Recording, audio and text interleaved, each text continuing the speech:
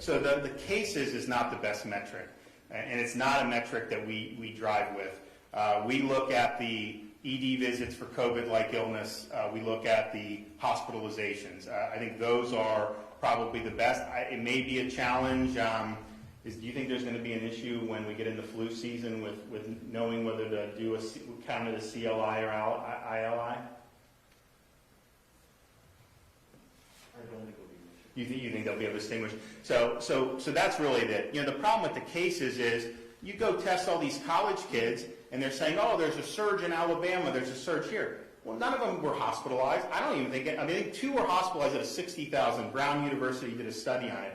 And so you have a lot of cases that are being found, but it's not really indicative of a raging epidemic, and a lot of it's close there. So I think the cases are not, and I would commend you to look at Sunetra Gupta, who's probably the best epidemiologist in the world from Oxford University.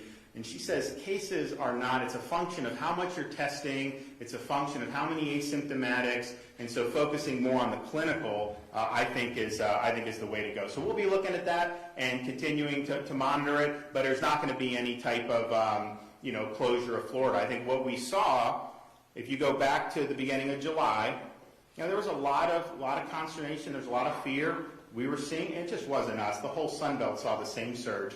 And there were calls to shut down the state, and I resisted that because I knew the devastation that would happen for that. And so the infections peaked at the beginning of July.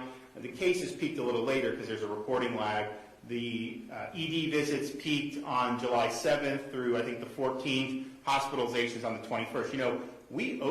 Disney reopened right after infections peaked. We had youth sports going on. We had K through 12 back in starting in August. Colleges and universities back on campus. We've had football games, high school, college. We had NASCAR, had 30,000 people. So we had all this going on, and then have still seen these big declines in the hospitalizations and the COVID-like illness. And so I think it shows that you have to keep society going. That, by the way, before March, that was pandemic 101.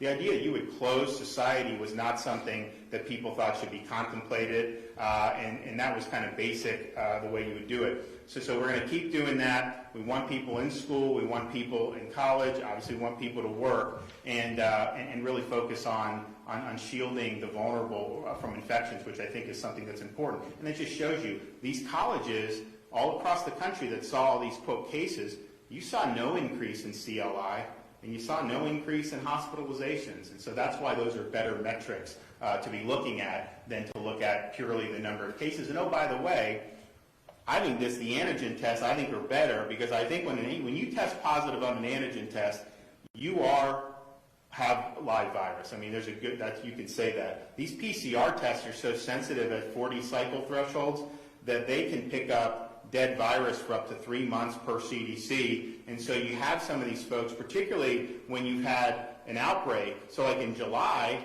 you may have been infected, maybe you're asymptomatic, then you go to college and they ask you to test at the beginning of September. You could test positive from that July infection. So I think these are going to be more accurate. I think it'll have less false positives, and I think that will be good as well. Yes, ma'am. Question?